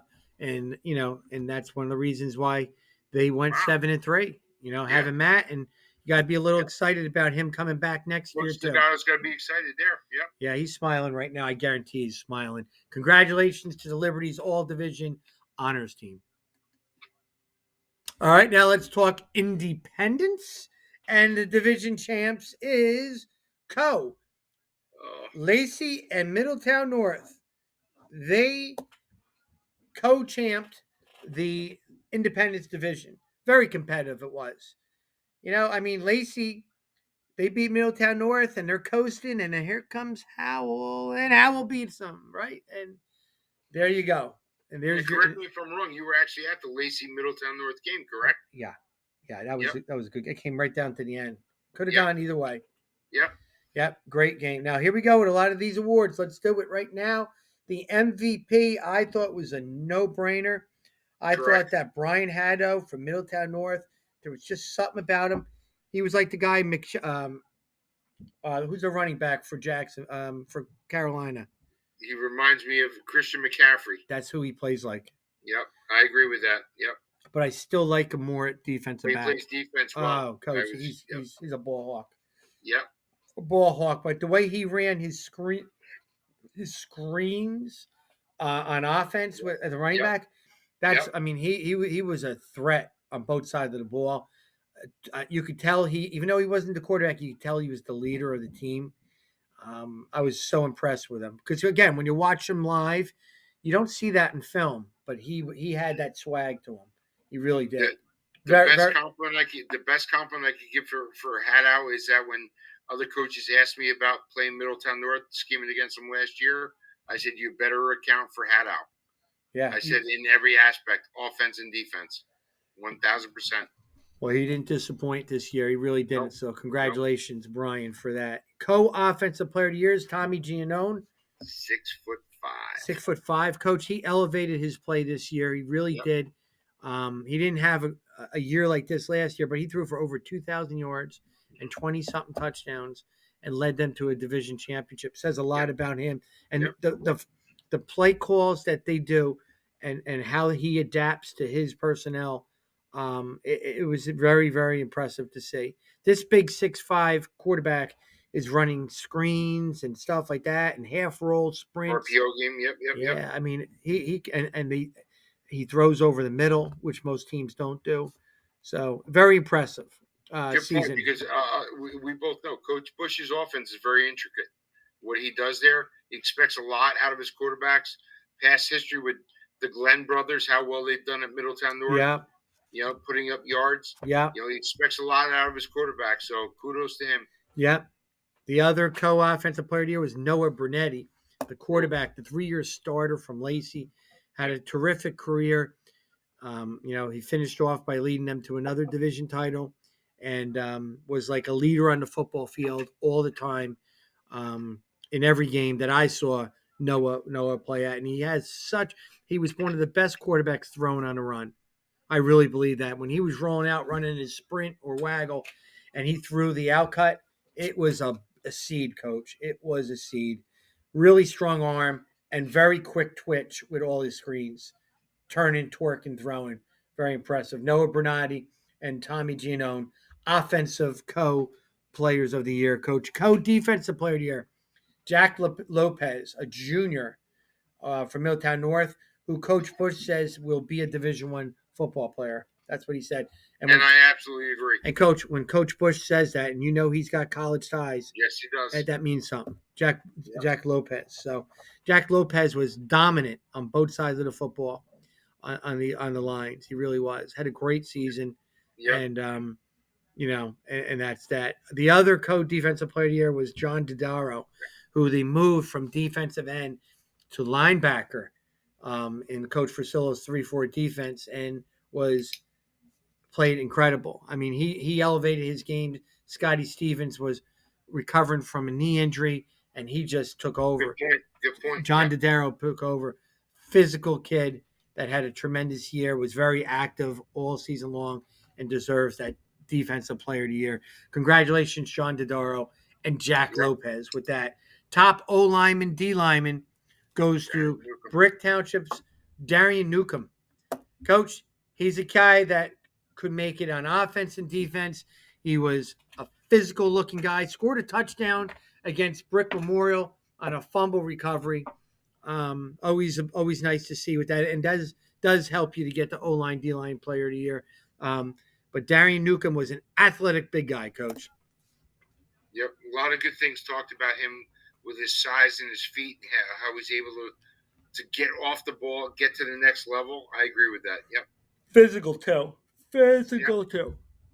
Special teams player of the year, Jack Burrell, from Lacey, the all-time leader kicker. Bar none. Bar none. All-time leading kicker. He had 15 touchbacks Yep. this year. Really, a really good leg he had, and Lacey kind of used his leg with play calling too, making sure nothing major with any type of bad call. Fourth Field down, position. kick it. Fourth down, kick it. Yep. Jack Burrell, special teams player of the year, and sophomore freshman player of the year, Connor Dietz from Brick Memorial, who led the short conference in total yardage with over 2,400 yards, Coach.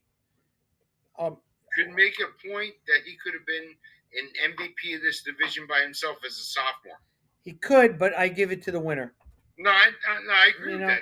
I'm just saying. I don't believe in that. I understand, but what I'm saying is, as a sophomore, he put up major numbers as a sophomore.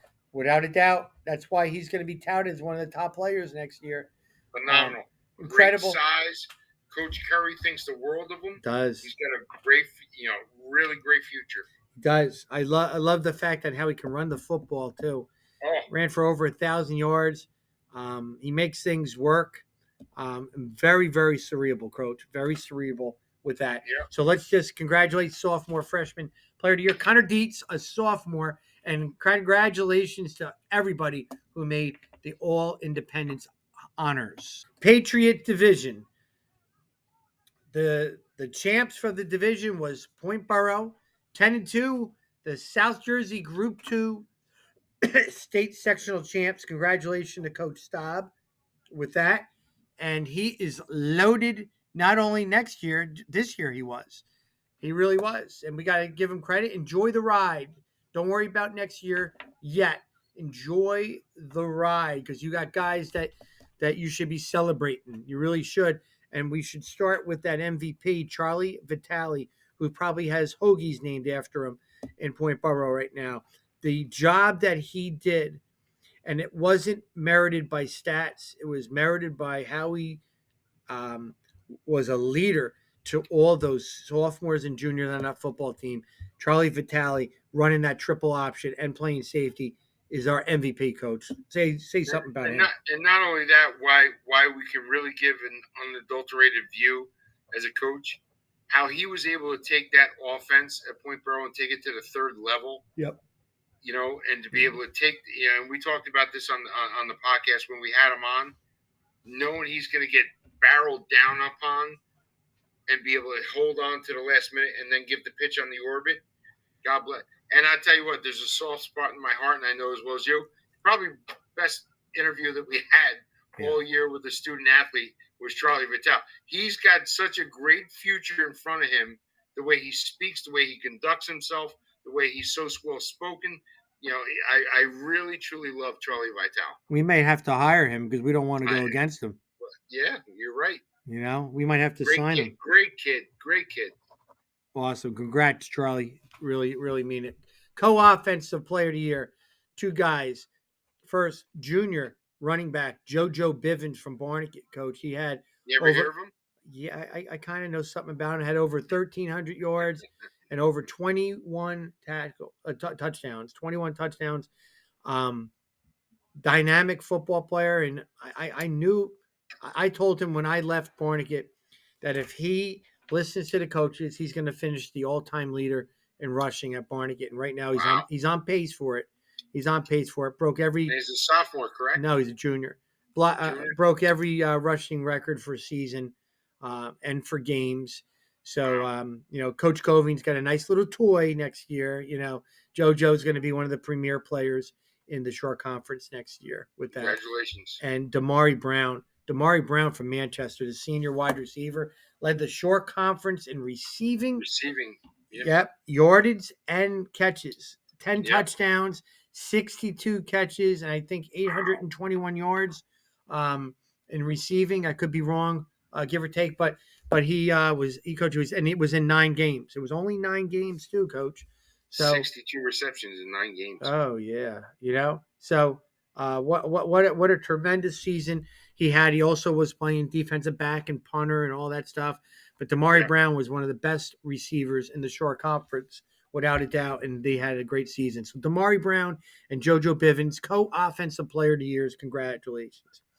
Defensive player of the year, senior Jamie Mazzocco. Jamie, he probably could have made any one of those awards, right?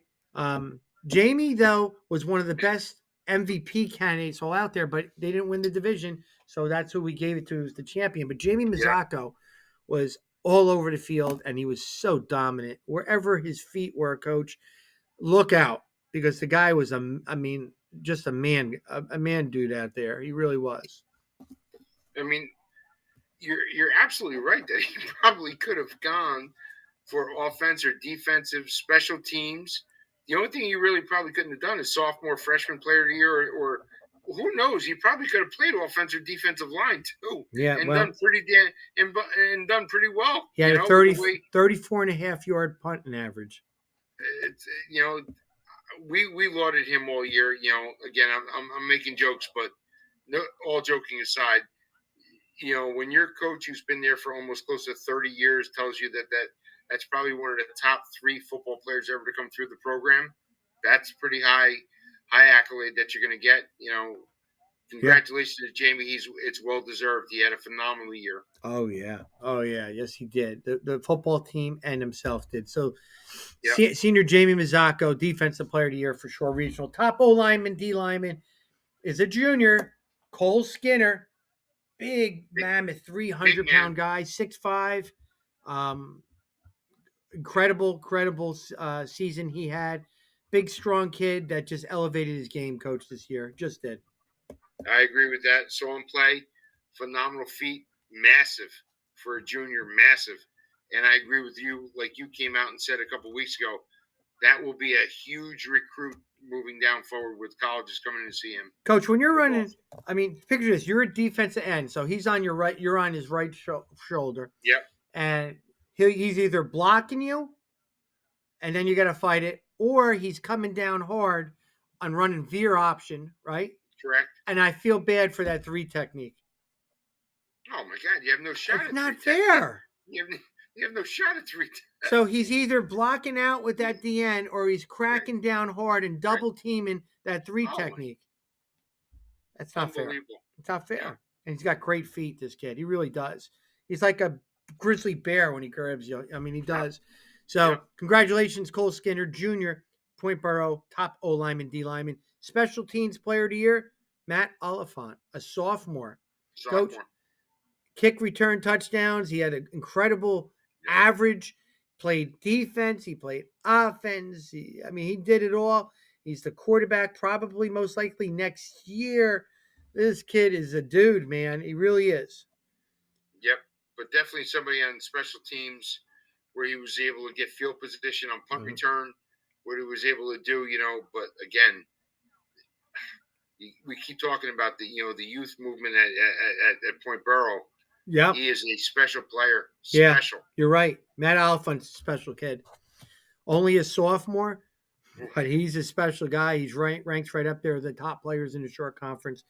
Special teams player of the year. Sophomore freshman player of the year, Jake Groce. Another one. Yeah, sophomore. That over 1,100 yards rushing.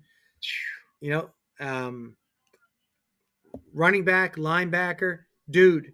But he played in the big games. When it was big games, Coach, he had big games. He really did. Led them to a state sectional championship, South Jersey Group 2. The guy comes with experience, and as a sophomore, with all that, honors he's got and success on the field, he's got a lot to look forward to. I hope everybody understands where Coach Davis and myself talk about what's going on here, so you can kind of get a coach's view. For a sophomore to have 1,100 yards in an offense, make no mistake about it, if you're a DC, you know what they're going to do 85% of the time, if not 90%. They're going to run the football. So you could stack the box. Now, they might run midline, take it to the third level on orbit. But no matter what, you know that they're going to run the football. As a sophomore, to gain 1,100 yards, that's a phenomenal accomplishment. Yeah, in that triple option, you have to have a good A-back, and he was an exceptional one. So congratulations to him as a sophomore freshman player of the year, and to all the Patriot guys that won the honors too. Let's talk national division and let's talk the champions. Let's talk Monmouth. Monmouth is the national division champs, gone 6-4. Coach Wenzel, nice job with that. When you think of Monmouth, I think of great team play and a lot of kids that contributed. I really do. Yep. Saw them play live a couple times against Keyport. Saw them play against Neptune. Athletes, definitely well coached. This was a very competitive division where you had some Group 3s come down to Group 1. Group 1s that were really be able to have a stronghold on this division had some great competition this year. Yes, yep. So let's go with the honors right now. MVP of the division champs, Julian Jones, a junior running back, dynamic, over 1,200 yards rushing. Game breaker. He was the thoroughbred. I mean, you had to stop him to win the game, and a lot of teams had problems with that, Coach. I agree with that. Yep. The Falcons ran as well as Julian Jones went. I mean, that's why they won this division. I mean, he is a great point, like you said, a thoroughbred. I mean, that kid has absolute stride to him as he hits the open space, but he could also put the foot down and the pad level down the way he needs to stay in between the tackles. Yep. But a good ball player also on defense as well. Oh, God. I mean, he was a great hawk. I mean, seriously. There's a reason why they won the division champs. Yep. So, offensive player of the year, DJ Thompson from Keyport. He is the biggest celebrity, I think, in this division. Had a great stretch run for a couple games, and he was getting a lot of ink. A lot of ink he was, Coach. And well deserved. He did kick returns, punt returns, interceptions for touchdowns, receiving, rushing. I mean, Jesus. I mean, and you know what? What a great kid. I've known DJ since he was 6 years old. Coaching him in AYF. He's the last Thompson with the bloodline that's gone through Keyport High School that are all gone off to do great things in college. Yep. Phenomenal year that he had. Ending it with a wide receiver, great athlete. He'll do great things in basketball as well. He's a 25-point scorer, in basketball as well. But a great wide receiver. But most importantly, what DJ was different this year, he was a great leader with his team. That's why Keyport really elevated a lot this year. He took on a leadership role more as a senior, and that's where I think I was really proud to see the growth. Yeah, I mean, that kid's getting scholarships, and it's really nice to see because, like we said before, he's a fine young man. Yep. Really is. DJ Thompson, and I think that might have helped him with a couple of offers. I really do. Yep. Defensive player of the year, Mikael Brathwaite from Keensburg. Last podcast of the year, and you got it right on the first time. Man, I did. From Keensburg. Now he was offensive player of the year. I want to say once, and defensive player of the year twice. So 3 years he's got player of the year. Credit to him, and I know Coach Bird is probably pretty upset right now that he's graduating. Oh, listen, Coach Bird has told us also, we've spoken to him, no matter what happens at Keensburg, as well as Braithwaite goes, the team will go. He might be one of the best Keensburg football players Coach Bird has had in his tenure, if not in the history of Keensburg, because he'd be the first one to tell you how special of a football player he was. He was dynamic. He was so slippery. Yep. A dual threat on offense and was a ball hawk on defense. Mikael Brathwaite, defensive player of the year. Top O lineman, D lineman, Lemire Clark of Lakewood. Lemire Clark at Lakewood. Clark, that's the son of LJ Clark at Lakewood, and they had a very, very big line this year. They really did. Lakewood had they ran for over 200 yards a game, and Lemire was the center. And I've seen him grow as a player and just really, really understood and embraced playing center, and well-deserved was lineman of the year, Coach. The special teams player of the year, George Mitchell from Keyport. And George did it all. He did it on defense, did it on offense, and he also did it with kicking, Coach. And you know George? Very proud to see this name up there because he's a family member of mine. Special kid, great student, National Honor Society, but a kid that played soccer the first 3 years of his high school, career. Senior year goes out for football, starts at quarterback. What happens? Keyport ends up making a state, contending for a division title, plays great outside linebacker, with a couple interceptions. I mean, and then his soccer prowess comes on the field, extra points and field goals. I mean, I'm so happy for George, great kid. He's going to do special things in life. Really, really warms my heart to see what a great season he It's had. always special when you get a soccer player that comes out Yep. and plays football. And when Yep. they do, they're kickers. And that helped out George Mitchell and also helped out Keyport. Coach Really Davis, did. I'm going to give you a little side note here, and he did not want me to say this, but he likes football more than soccer. Most people Right? do. Most people do. Exactly. I said, George, you're speaking the truth. What are you whispering for? Come on. All right. I was going to say something, but I didn't want soccer parents to revolt. I like soccer parents as fans.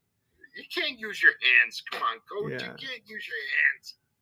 We will talk later. Sophomore freshman player of the year, Nazir Treadwell, and he's got a lot of hype, and and he didn't disappoint people this year, Coach. A big, strong kid that looks like a senior. If he hits the weight room hard, he's a sophomore. He could be a pretty good prospect, but he's got to really go after it because he's got to make his body into a man's body. But he looks like a dude in pads. He really does. Good point. He had around 700 yards rushing. Yeah. DJ Thompson's not there now. George Mitchell's not going to be there next year. I was just going to touch on that. That's a great point, Coach. That Coach Glesman's going to have to lean on him now. I mean, Keyport elevated the program back to where it's always been in history as a winner in the division. Now you're graduating, George Mitchell, DJ Thompson. Now you got to start leaning on the kids that were below them. So, Treadwell's going to have a little responsibility on him now. Correct. If he's true prototypical Keyport running back, now it's the time to step up. Step up. And you know what? He can do it. He's a good-looking dude, I'll tell you that. Yep. Great. Congratulations to the National Division Honor winner. All right, Coach, man. I can't believe we're going to be doing this, but we got to say goodbye. Got to say goodbye. Yeah. Who's going to take our slot now every Tuesday on everybody's computers?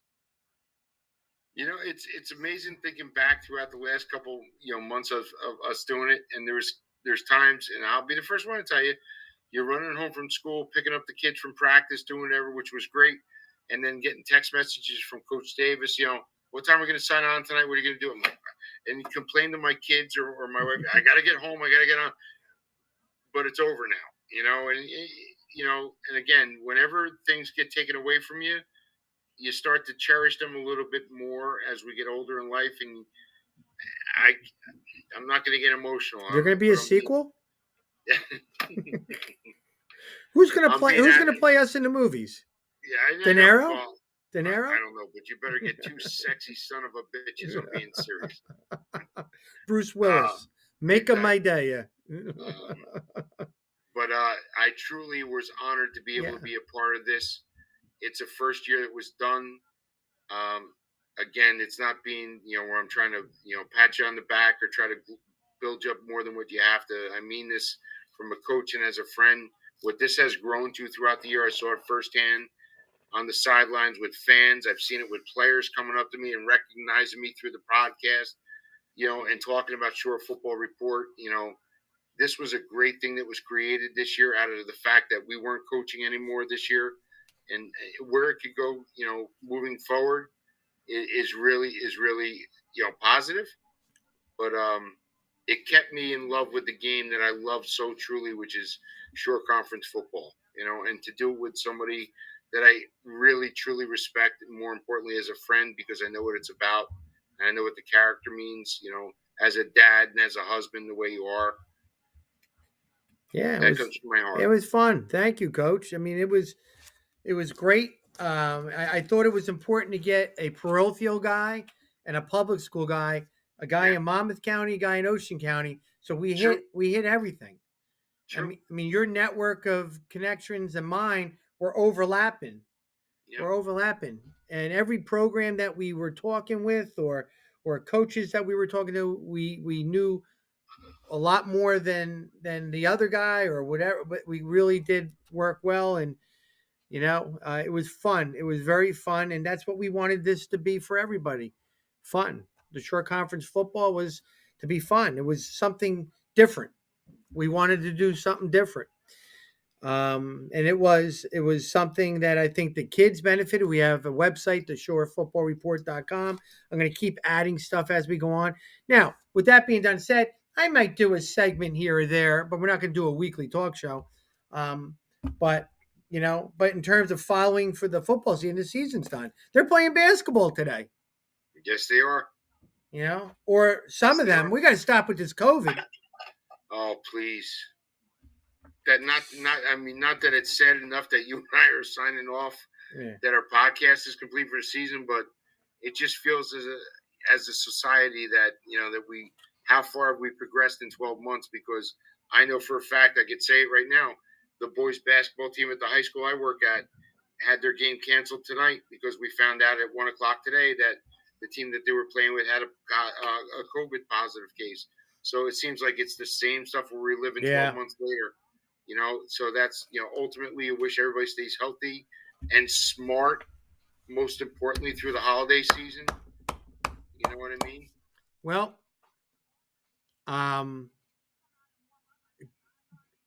great season. It was a great season with a lot of memories and a lot of great things and a lot of things we don't want to talk about on a talk show. And boy, there was a lot of gossip, a lot of stuff that happened. I guess people at the coffee table when they're watching Short Football Report going, "Oh God darn, man!" Or why aren't they talking about that? Why? I was just gonna say, you think they're gonna be? You think Coach Davis and Coach Hoadley are gonna talk about that? This week? Nah. Some things I didn't want to talk about. Exactly right.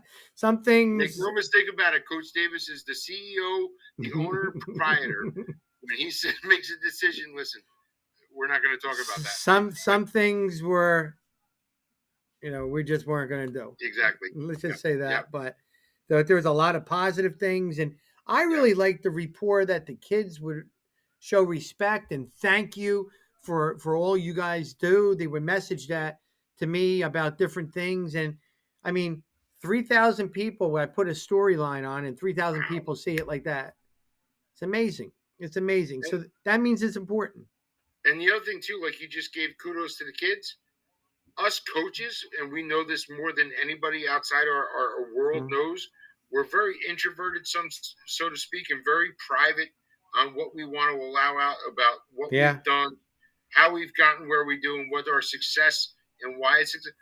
I can't say how many coaches have told Coach Davis and myself their favorite part was the coach's description or the coach's talk show that described the coaches coming on and having an hour, so to speak, and describing the process, how they went from a football player at an AYF or high school level all the way up until they got a head coaching job, putting the chip in the bank, so to speak, like Coach Davis would say.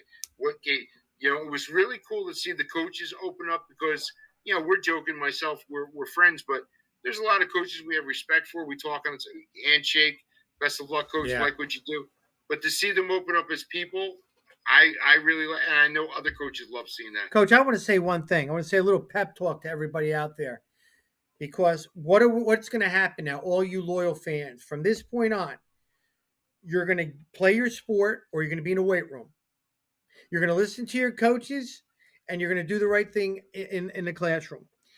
And what's going to happen is if you want to play college football, follow those things that you're doing and you're on path to doing it.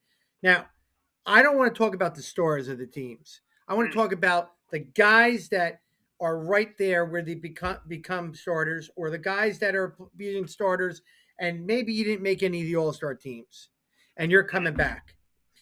Put that on your wall and make sure that you are gunning to do your goals for next year, and put a penny in the bank every day and then cash out in a couple months. Because if you have that mindset, if you didn't make all county or you didn't make all division, or maybe you didn't get an award at your banquet, go for it and say, I'm going to get it. And when people are sitting on their butts watching TV, Yeah. you're working, you're going to get better. Trust me, it is that you have to practice that behavior in order to get your goals. You do it. And those are the guys that win your championships. It is Bobby Gennarelli used to always tell me, you have your stars, but you won your championships from your program kids, those program type of kids. And those are the kids that maybe don't make all division, that don't get their names in the paper, but you need them to win football championships. So make sure you get it better. The other guys, all right? To the seniors, good luck to you in college. Good luck to you in the world, the workforce, whatever you're doing. You don't have to go to college to be successful, coach. You don't. Amen. But if you do go to college, stay with it. Don't transfer. All right? Do not transfer. But and get your degree. And get your degree. or should I say to the seniors, good luck next year and in the future. Yeah. And to the underclassmen, you are the faces of the short conference next year. So when somebody like ourselves or somebody's going to do it, it's your turn to get excited. And to all those youth guys, you're going to be coming into the short conference. You have a lot of responsibility to do because the short conference is a very well respected short conference, right, Coach? Stay hungry. Stay hungry. Stay hungry, my friend. And to all the coaches, we want to say, and to all of the people out there, we want to say, stay healthy and stay close to your families and make sure you better yourself every day. Because if you do that, you're going to be successful and you're going to be fun to be around.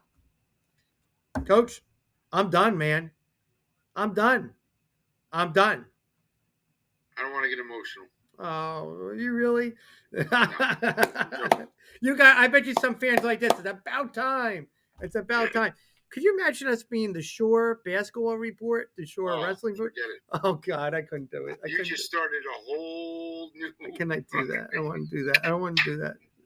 All of a sudden, and you and I know nothing about basketball. When I started this, the hardest thing was what am I going to name it? What am I going to name this thing? I'm going through names and this and that. So my buddy Dennis McCarthy report, he's the top scout in New Jersey with that. So I said, let's just do Shore Football Report. Yeah. And actually, you know who said that? It was Lou Versillo. Lou Versillo did it. I got to get him on my talk show. What better advice can you get from somebody? He's a chicken though when it comes to he doesn't like to talk. I would have liked to have had him on this year. Well, I'm gonna get him. I told him. I said I'm gonna drop from the president unless you talk. So he said he might. So, that might be a great hit for a Shore Football Report, saying we're coming back for a special report. We got an interview with Coach Versillo.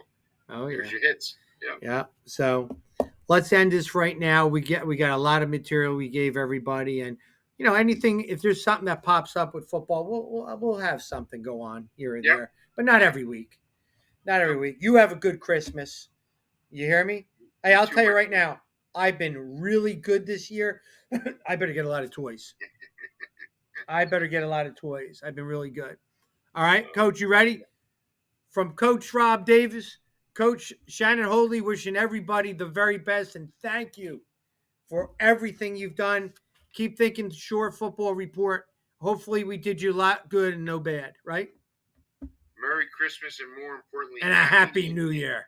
And healthy New Year. Healthy New Year. All right. See you guys later.